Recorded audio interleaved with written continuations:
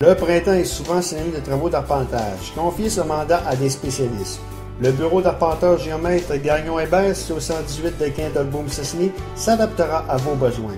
Il possède une vaste expérience dans le domaine d'arpentage et vous apportera la tranquillité d'esprit que vous recherchez. Pour rejoindre Jean-François Gagnon-Arpenteur, composez le 418-276-87-24.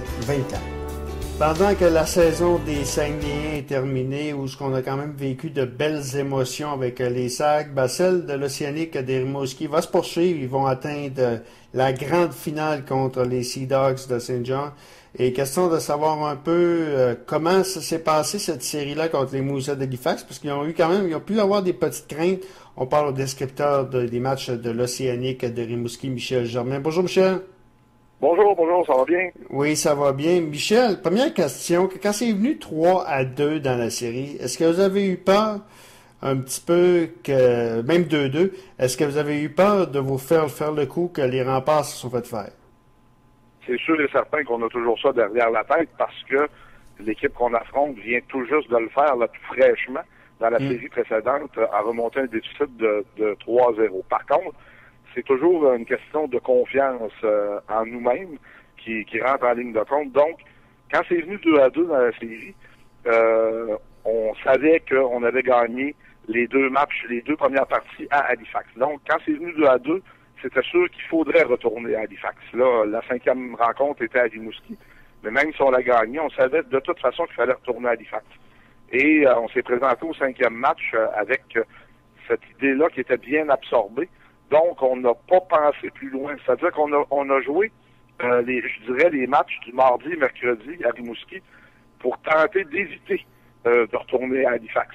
Alors qu'à partir de mercredi soir, comme on avait perdu la 4e rencontre et que c'était 2-2, là, on s'est dit, bon, on est sûr de retourner. Ça fait qu'on s'est concentré sur la 5e rencontre, puis on a gagné 9-0. Ouais. Alors, je pense que ça, psychologiquement, ça a été, à la longue, ça a été bon pour nous autres que les Moussets reviennent de l'arrière dans la série pour créer l'égalité. Je pense que ça nous a, stabilisé un peu émotivement. En parlant, nos objectifs ont changé. Notre objectif, c'était quand on est arrivé à Rimouski après avoir gagné les deux premiers matchs, c'était de ne pas retourner à Halifax. C'est un peu négatif. Et à partir du moment où ça a été 2-2, ce qu'on s'est dit, c'est qu'on va gagner la partie qui vient sans se soucier de ce qui va arriver par la suite. Puis on a gagné les deux matchs suivants, 9-0 et hier en prolongation. Penses-tu, Michel, que justement tu parles de la victoire de 9-0, penses-tu que c'était le point tournant de la série? Dans une série comme ça, il y a des points tournants, il y en a beaucoup. Ouais. Je crois que je pense que on pourrait dire ça, que la victoire de 9-0 a été un point tournant. Par contre, quand McKinnon a touché le poteau hier en prolongation avec le but à moitié ouvert, et quand Casey Babineau a bloqué le tir de Jonathan Drouin alors que Gervais Chouinard n'était plus devant son but, on peut parler vraiment de point tournant parce qu'au lieu d'être à la maison et de jaser avec vous, là, on se préparait pour un 7e match. Donc, je pense que la victoire de 9-0 n'a pas été un point tournant parce qu'on a gagné en prolongation hier.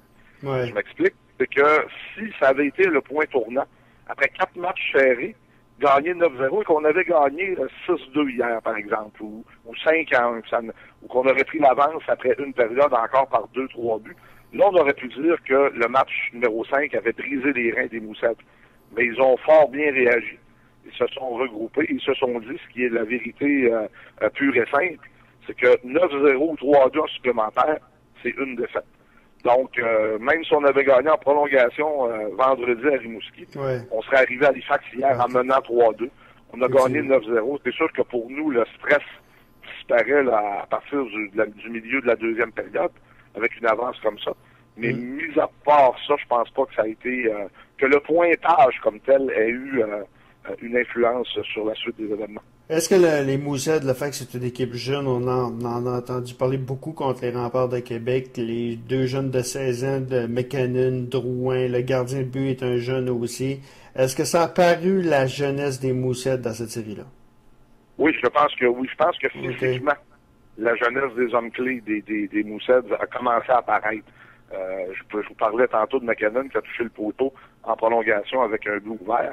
C'est de la fatigue. McKinnon a un talent supérieur, devrait être dans la Ligue nationale à 18 ans. C'est ça. Qu'est-ce qui fait que il mange un but complètement ouvert de cette façon-là, dans un moment crucial comme ça, il est fatigué.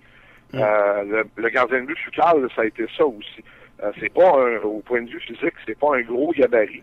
Et il a joué près de 90 matchs cette année si on inclut le championnat du monde des moins de 17 ans.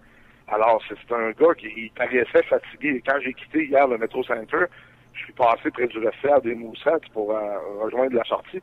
Et il est en train d'accorder une entrevue. Et je l'ai regardé et j'en revenais pas comment ce gars-là, avec ce physique-là, à 16 ans, avec une maturité d'un gars de 16 ans, avait pu passer à travers de façon si brillante un pareil calendrier. Sauf que, effectivement, à la longue, ça aurait été de plus en plus difficile pour les Moussettes. Puis ce soir, je pense qu'on en aurait profité. Je suis content de pas jouer un 7e match, mais je pense que s'il y avait eu un 7e match ce soir, je crois qu'on l'aurait gagné. Et ça aurait été un des facteurs. OK. Est-ce que c'est une surprise de voir l'Océanique en finale contre les Sea Dogs de Saint John? Est-ce que pour la direction, Philippe Boucher, Serge Beausoleil, qui sont des gens du Bas-Saint-Laurent, on sait que l'Océanique, c'est quand même une équipe assez jeune également. Est-ce qu'on peut voir ça comme une certaine surprise? Ben, au niveau je pense qu'il y a deux phénomènes.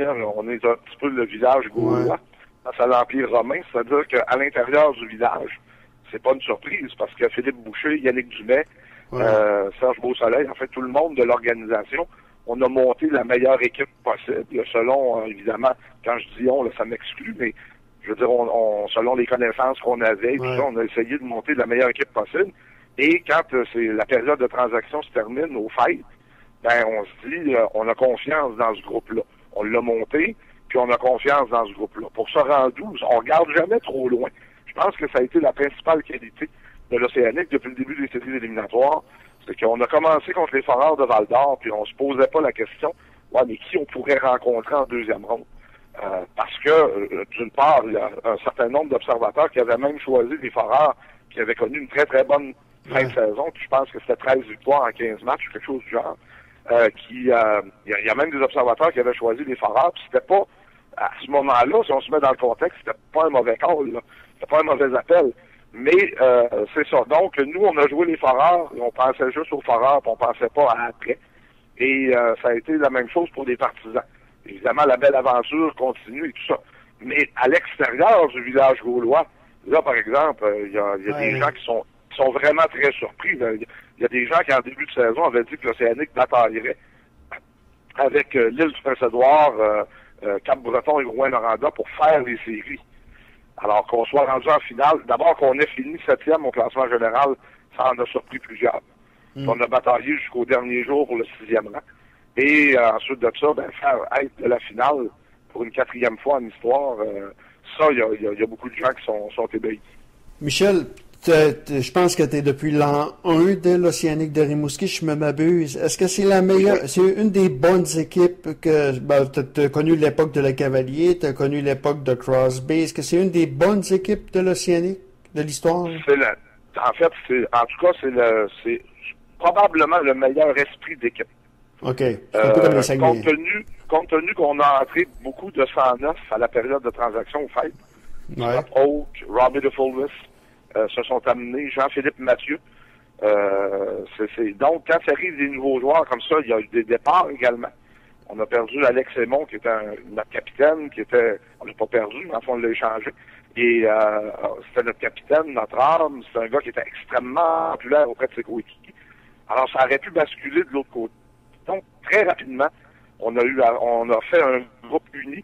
Et au niveau de l'esprit d'équipe, je pense que c'est le meilleur esprit d'équipe parce que si je me reporte à l'époque de Crosby ou de Brad Richards, Crosby et Marc-Antoine Pouliot, c'était des gars qui, sur la glace, évidemment, s'entendaient comme larrons en foire. Avec Danny Roussin, ils avaient gagné, les trois avaient fini les 3 premiers compteurs de la Ligue. Mais en dehors de la patinoire, Marc-Antoine Pouliot et Sidney Crosby, c'était 2 personnalités complètement différentes. C'est des gars qui se parlaient pas beaucoup. Même chose dans le temps, le tandem Richards-Kolnick sur la patinoire. Combien de fois Richards a donné la rondelle à Kolnick pour qu'il utilise son puissant lancer frappé puis une marque des buts. Sur la glace, on aurait dit 2 frères. Mais en dehors de la patinoire, c'était pas tout à fait le cas. Mais là, cette année, vraiment, tout le monde s'aime dans cette équipe-là. Ouais. C'était vraiment extraordinaire hier dans l'autobus en revenant d'Halifax. La chorale, les 23 joueurs de l'équipe qui faisaient jouer de la musique à tue-tête dans l'autobus et qui chantaient. Et tout le monde participait. Alors, les anglophones font des blagues en français, des fois, des blagues qu'ils comprennent même pas. Les francophones parlent en anglais aux anglophones. Il y a vraiment, mais vraiment aucune espèce de division dans cette équipe-là entre deux individus ou dans le groupe. Et ça, j'ai pas vu ça souvent. Maintenant, Est-ce que c'est une des bonnes équipes de l'Océanie? Oui, parce que c'est la 4e fois qu'on va en finale. Donc, c'est sûrement une des bonnes équipes. Et pour qu'elle soit aussi bonne que, et ça, c'est la loi du sport, mais pour qu'elle soit considérée comme aussi bonne que celle de 2000, il faudrait gagner la Coupe Memorial.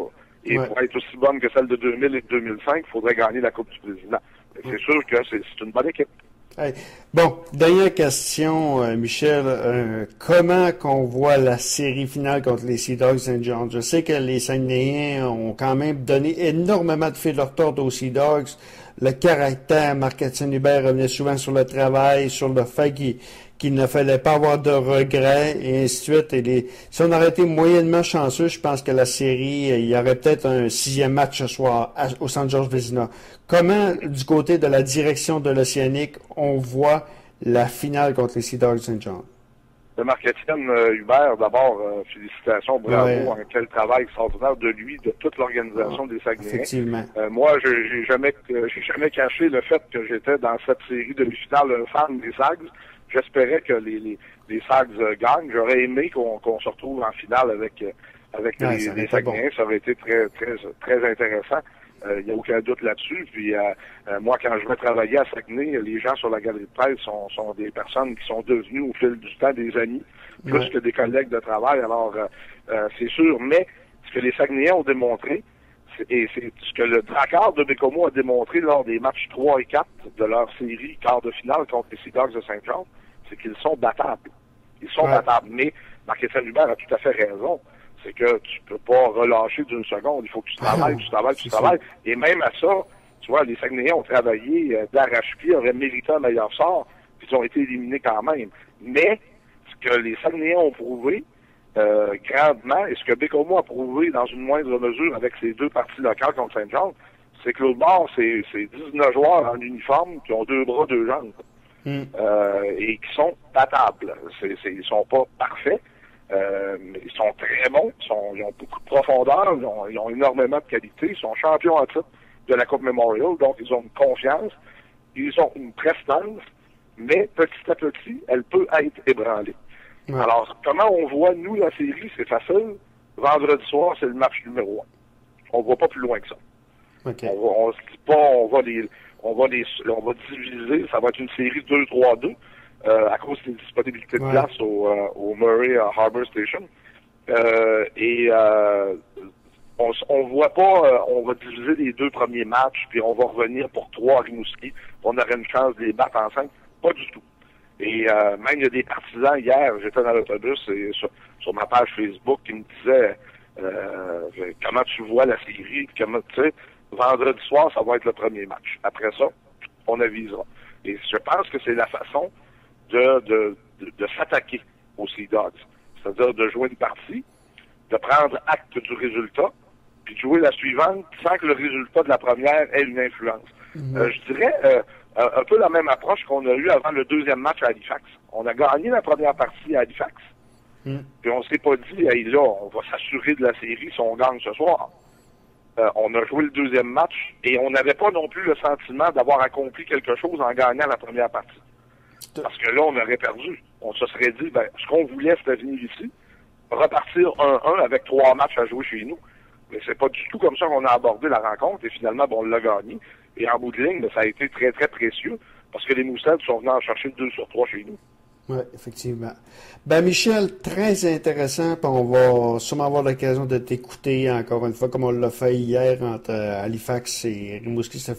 Vous avez fait un très, très bon travail, puis au plaisir de se reparler. Merci beaucoup. Voilà le descripteur des matchs de l'Océanique de Rimouski, Michel Germain.